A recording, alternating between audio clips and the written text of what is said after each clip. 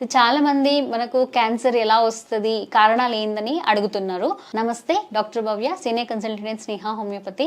దీనికి మెయిన్ అంటే మనకు ఇక్కడ క్యాన్సర్ అంటే మన జీవకోశం అంటే సెల్ ఏమైతే ఉంటుంది దాంట్లో వచ్చే కొన్ని మార్పులు మ్యూటేషన్ వల్ల. సో ఇది ఎందుకు వస్తాయి అంటే ఈ క్యాన్సర్ సెల్స్ ఎంత స్ట్రాంగ్ ఉంటాయి అంటే అవి తనకిదనే మార్పు తెచ్చుకొని దానికి బ్లడ్ సప్లై కానీ టిష్యూ గ్రోత్ అయ్యి ట్యూమర్స్ వరకు వెళ్ళిపోతాయి. సో సడన్ చేంజ్ అనమాట, అంటే వితిన్ 1 month 2 month వరకు మనకు పెద్ద పెద్ద సైజెస్లో గ్రోత్ అవుతాయి. సో దీనికి కారణాలు వచ్చేసి ఫస్ట్ మనకు జెనెటిక్ ఫ్యాక్టర్. వంశపారంపర్యంగా ఉందంటే కనుక 10 to 15% దాన్ని క్యారీ చేస్తారు. లైక్ ఓవరియన్ క్యాన్సర్ కావచ్చు, బ్రెస్ట్ క్యాన్సర్ కావచ్చు, ఏదైనా సరే మనకు హెరిడిటరీగా ప్రోస్టేట్ క్యాన్సర్ ఇలాంటివన్నీ మనకు వంశపారంపర్యంగా ట్రాన్స్ఫర్ అవుతూ ఉంటాయి.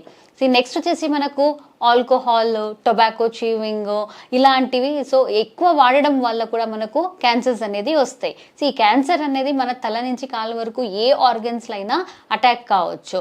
సో నెక్స్ట్ వచ్చేసి మనకు ఇంప్రాపర్ డయట్, అంటే చాలా హై స్పైసీ ఫుడ్ తినడము, అన్నం కరెక్ట్గా తినలేకపోవడము, ఫ్రూట్స్ వెజిటేబుల్స్ తీసుకోలేకపోవడము, ప్రోటీన్స్, విటమిన్స్, మల్టీవిటమిన్స్ ఇవన్నీ కరెక్ట్గా మనకు ఆహార పోషకత్వాలు లేకపోయినా మనకు క్యాన్సర్ వచ్చే ఛాన్సెస్ చాలా ఉంటుంది.